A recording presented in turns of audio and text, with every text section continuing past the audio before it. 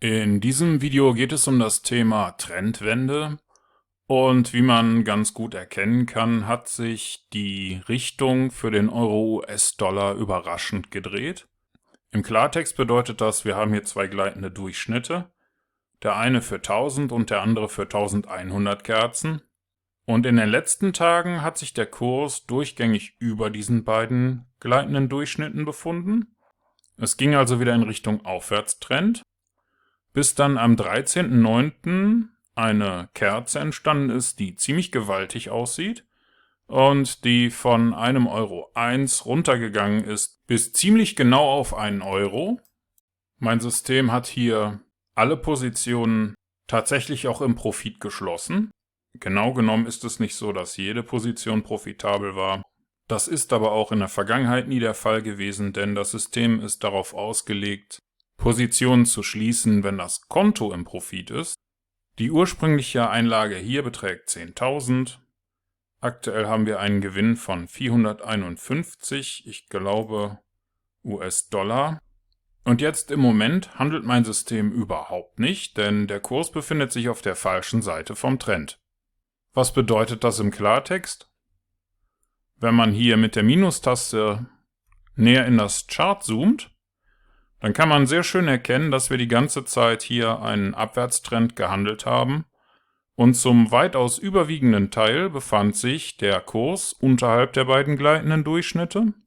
Das hat sich dann hier an dieser Stelle kurz geändert und nachdem diese Monsterkerze hier den Kurs wieder auf die andere Seite getrieben hat, passiert im Moment gar nichts und der Grund dafür ist, wir warten darauf, dass es hier die nächste Überkreuzung gibt. Erst dann geht der Handel weiter, denn das würde bedeuten, dass der langzeitige Abwärtstrend weiter anhält. Und falls das passiert, würde das System weiter verkaufen, dreht sich aber der Preis und landet ohne Überkreuzung über den beiden gleitenden Durchschnitten, dann wäre das für uns ein Kaufsignal. Und solange bis das nicht passiert, handelt unser System erstmal überhaupt nicht. Natürlich könnte man das jetzt ändern, indem man zum Beispiel einfach die zwei gleitenden Durchschnitte verändert, aber das ist nicht der Sinn der Sache. Das Einstiegssignal ist nicht der Grund dafür, warum ein System profitabel ist, aber es wird trotzdem eine definierte Regel für den Einstieg benötigt, die auch nicht verletzt werden sollte. Denn jedes Spiel hat seine Regeln und wir werden ja auch nicht mit einer Eishockey-Ausrüstung und einem Tennisschläger zu einem Fußballspiel auftauchen.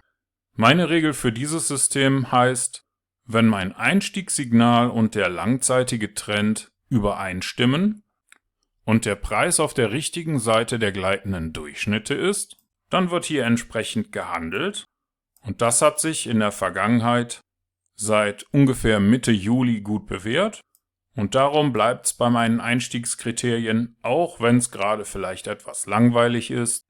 Aber so wie das hier aussieht, dürften wir in den nächsten Stunden damit rechnen, dass es hier wieder zu einer erneuten Überkreuzung kommt. Okay, das war jetzt mal ein Praxisteil. Eigentlich gehört das eher in den Kurs für die Platin-Gruppe. Aber da wir gerade hier diese besondere Situation haben, wollte ich das mal kurz zeigen. Denn wenn sich eine Regel bewährt hat, dann macht es durchaus Sinn, dabei zu bleiben. Und ich habe das hier schon über diverse Jahre getestet. Und in diesem kurzen Video haben Sie gelernt, wie Sie mit zwei einfachen gleitenden Durchschnitten Ihr Einstiegssignal bestätigen können, um nur dann zu handeln, wenn sich Ihr Signal und der Langzeittrend auch gegenseitig bestätigen.